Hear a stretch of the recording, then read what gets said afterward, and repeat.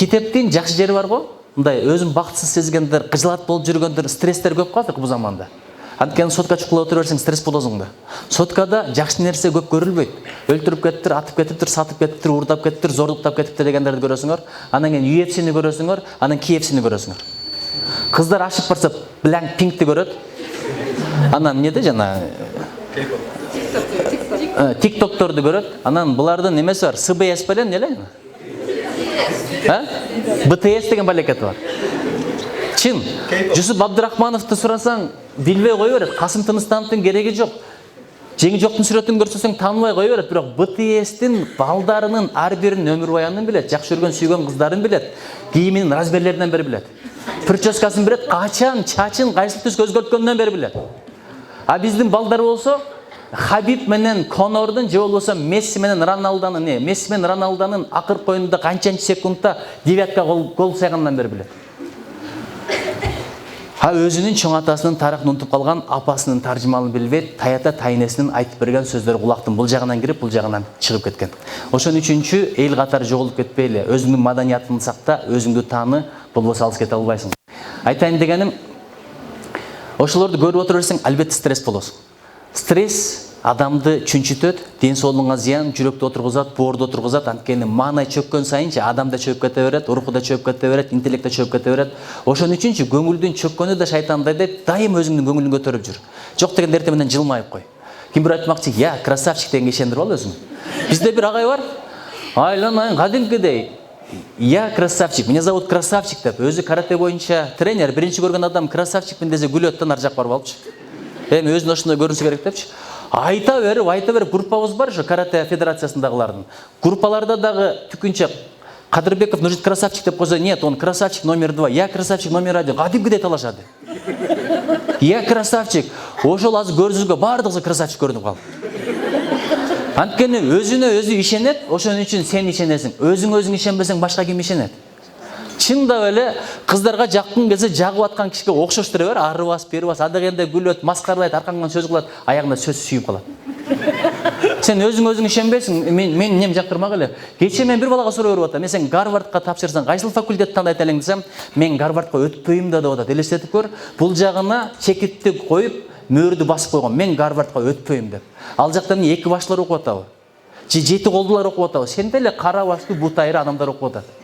Болгону сенде ишенич жок, анда ишеним бар. Сенде максат жок, анда максат бар. Ошон үчүнчү китептин өтө чоң жакшылыгы бар экен, адамды стресстен арылтат экен. Элестетип көр, азыр биз 2000-жылы болгондо айтып атса да, кыргызым ушундай бир телефон ойлоп табалы. Ошол жерден отуруп алып Америка менен сүйлөшө беребиз. Ошол жерден отуруп алып Америка менен баарлаша беребиз. Видео звонок деген болот десечи, койчу, жомок айтпачы, койчу, башка сүйлөчү. Анткени өзгө ишенбейбиз. Бирок ошого ишенгендер, ой жеткендер бар, акыры бой жетти. Ошого берекелерим, фантазия кенен боло берсин. Мисалы, жараткандан чексиз сурай бер. Жараткан айтып атабы, меники чектелүү, азыраак сура, көбүрөөк бербейм деп атабы. Сурай бер. Аз сурасаң дейт, тай берет дейт. Төө сурасаң бей берет деп коет. Ошон үчүнчү көбүрөөк сурагыла, чектебегиле. Мен Америкага кантип барганымды айтып эсиңерде болсо керек. Айтылгам келбей атат. Бирок элестетип көр, бир англисче сөз билбей туруп, тилегим ушул, Кудай Америкага окуп келейинчи. Мен Москва деген эмесмин, Бишкек деген эмесмин, Америкага окуп келейинчи. Ошентип отуруп Америкага кантип өтүп кеткенин билесиңер. Эң аягында конкурентим ким болгонун айтып берейинби? Мектепте 1 жыл Америкага окуп келген, ошо мезгилде Шекспирди англис тилинде окуган Эжик экөөбүз финалга чыкканбыз. Эжик өтпөй калган, мен өтүп кеткенмин. Себеби менин тилегим күчтүү болчу. Чын оп-оңой, кыргызча жаздыргамын, англисче которуп берген. Анан Америкадан мугалим келгенде ошондо эле жатка айтып бергем. Ал бирдекелер сүйлөп атат, көзүн карап отурам, эч сыр бермей жок. Себеби мага айтышкан, америкалыктар өзүнө өзү ишенгендер жакшы көрөт. Мындай бойду бийик карма, өзүңө уверенный көрсөт, yes, sure дегендерди үйрөнүп ал деген. Ал бирдекелер сүйлөп атат, эчтеке түшүнбөйм. Good afternoon'ду түшүндүм. Sit down түшүндүм, мен деле билем, sit down дедим өзүнө. Элестетип көр, бирдекелер сүйлөп атат. Окей, sure. Эчтеке түшүнбөйм. Бир убакта токтоду, көзүмө көз чагылышып туруп калды, ошондо түшүндүм. Да бир аз туруп турдум, балким сөз бүтө элек депчи. Анан ошондо гана түшүнүп туруп анан кийин I would like to go to the USA, but it's very important for me. I would like to get education and, to get new experience, and I would like to share my knowledge in my country with my competitors. Why the USA? Because it's the motherland of Harvard University, Yale University, Princeton University дегенде жатты болғам да. Ушундай сүйлөгөндө андай сөздү, андай бат сүйлөгөндө америкалык тукпап тур. Оозума карап ойнап катып калгам да. Елесет көр баяғы, аларалдар дейді, бұл маралар дегенде қарап отырады ба, жаңылма жетқандайшы. Бір уақытта, окей, sure, thank you very much деді, тоқта қойым, тоқтасын башқа сұрау береді. Бір уақытта, ептеп тоқтатты, башқа айлам жоқ. Анан дағы бірдекелер сұрай баштады, окей, thank you, давайшы. Анан сұрай баштады, мен жооп беріп қаяқтан, көзін қарап тұрам, окей, sure, ештеге түсінбеймін, шын айтайын, ештеге түсінген жоқ. Анан ал сұрасын тоқтатты, мен билбесем не қылайын, маға бәрібір тоқтаған жерде мен улап кеттім. Жаттағанымыш. Айланайын, бір 5 бет жаттасам керек еле, 5 бет бат эле түгөнүп калат экен, чынысың. Анан не қылайын? Көзім қарап тұрды эле, кайра баштан баштадым. I would like to go to the USA. It's very important for me. Why the USA? It's Harvard University.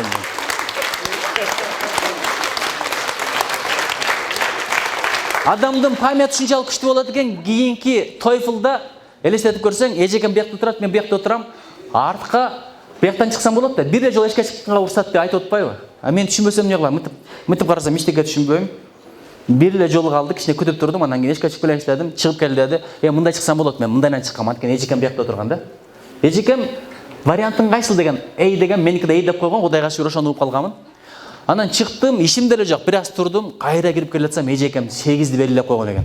Ушундай кетип атып, бир карадым, адамдын мээси ошондой эле ксерокопия болуп калат экен.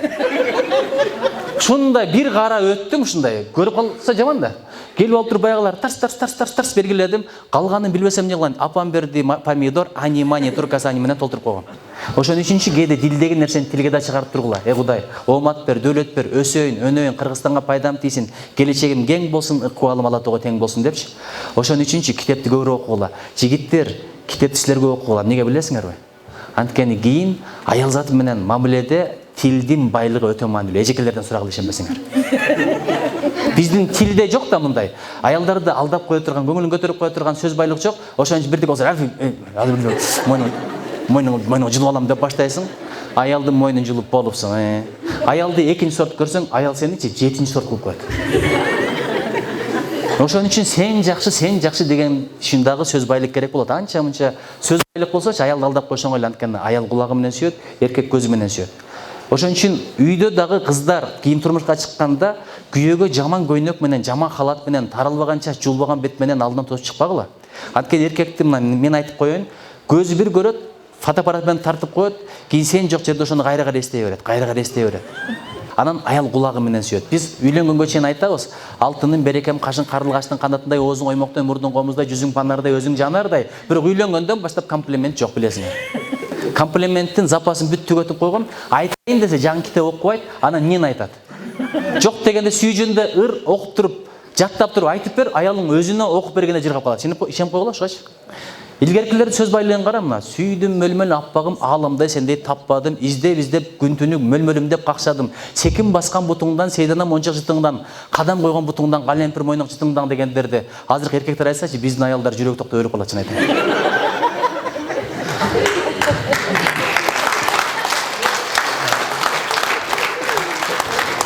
Ошон үчүнчү мен китеп конкурстарында байкайм, көбүнчө кыздар эле катышат, эркектер катышпайт да. Ошол жаман. Ошон үчүн эркек балдар силер көбүрөөк окугула. Бул үй бүлөдөгү бакыт үчүн өтө маанилүү. Сөзүң өтүмдүү болот, сөзүң даамдуу болот, сөзүң туздуу болот. Аял затыначы күн сайын комплименттерди жаңылап турсаң дагы да жакшыраак. Бизде эки эле, чолпон болсо чоба дейсиң, асел болсо айска дейсиң, анан алтышка дейсиң. Алтышка деген сөздүн кадыры аябай түшүп кетти азырчы. Сен аялыңа ушундай бир ат кой, башка эч бир адам ошол атты билбесин. Ал үчүн да сөз байлык керек. Ошон үчүн азыр Отту сүйөм деген Жолу Мамытовдун жакшынакай бири бар. Көз тиелек көркөмүңдөн сүрдөймүн, көрбөй туруп кирпигимди ирмеймин, билемин күн чыгыс жактан чыгарым, сенин кайдан чыгарыңды билбеймин деп басып кетип калган эле аялыңа бир окуп туруп. Тамак даяр болбосо мага кел, үйүң жыйналбаса мага кел, кийимиң түктөлбөсө мага кел, келгенде ошол жердеги оозу бияка жетип турбаса мага кел. Чын аялдын маанайы үй бүлөнүн таалайы, аялдын көңүлүн көтөрүш өтө маанилүү пункт.